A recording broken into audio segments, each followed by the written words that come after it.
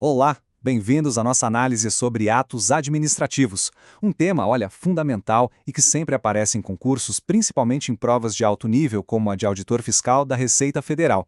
Vamos descomplicar isso de vez. Para a gente começar a esquentar os motores, que tal essa pergunta? Pensa só. De um lado, uma multa de trânsito, que te impõe uma obrigação.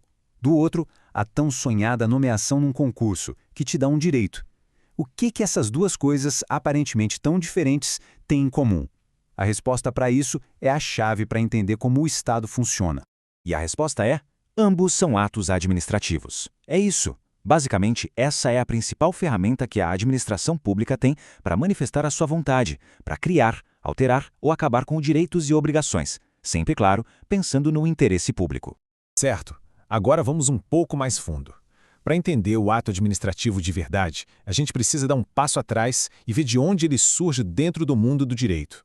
E essa imagem aqui é perfeita para ilustrar essa jornada. Repara só, tudo começa lá em cima, com o conceito mais amplo de todos, o fato jurídico. O que é isso? É qualquer acontecimento da vida que tenha alguma importância, alguma relevância para o direito. E aqui está o pulo do gato. Um fato jurídico, no sentido estrito, é algo que acontece sem depender da vontade humana. Pensa no nascimento de uma pessoa ou na passagem do tempo, acontece e pronto. Já o ato jurídico, não. Ele exige uma ação humana, uma manifestação de vontade para acontecer. Essa é a grande virada de chave. E aí o quebra-cabeça se monta. Quando esse ato jurídico, que depende da vontade, é praticado pela administração pública e tem uma finalidade pública, pronto, a gente tem um ato administrativo. Simples, né? Beleza, agora que a gente já sabe o que é e de onde vem, vamos dissecar o bicho. Todo ato administrativo, para ser válido, precisa ter 5 elementos, 5 peças essenciais. Conhecer isso aqui é obrigatório para qualquer prova. E como a gente sabe que na hora da prova a memória pode falhar, anota aí esse mnemônico que salva vidas. COFFMOB. Sério, isso aqui é uma ferramenta poderosíssima.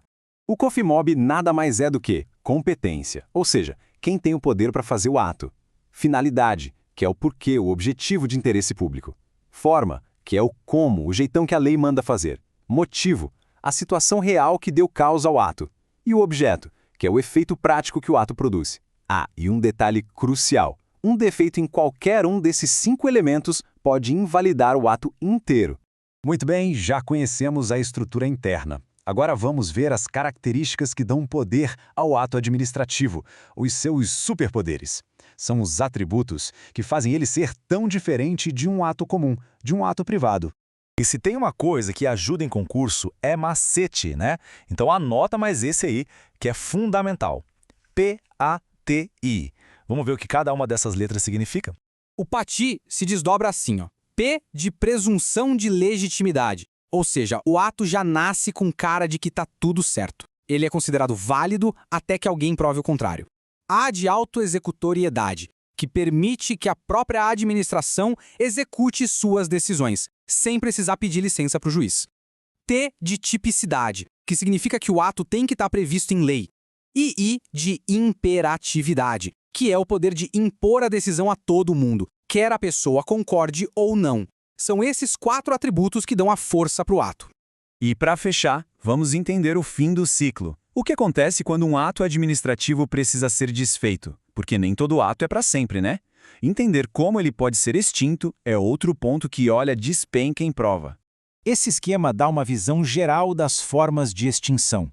Existem várias, é verdade, mas para sua prova, o foco tem que ser total na diferença entre duas delas: anulação e revogação. É aqui que as bancas gostam de pegar a gente. A grande questão, o ponto crucial para diferenciar as duas, é o seguinte: o ato está sendo desfeito porque ele nasceu com um defeito, ele era ilegal desde o início, ou ele está sendo desfeito porque, apesar de ser perfeitamente legal, ele simplesmente deixou de ser interessante, de ser conveniente. A resposta para isso define tudo. E essa tabela é um resumo de ouro. Olha só, a anulação acontece por motivo de ilegalidade. Quem pode anular? A própria administração ou o Poder Judiciário. E os efeitos são ex tunc, ou seja, retroativos. É como se o ato nunca tivesse existido.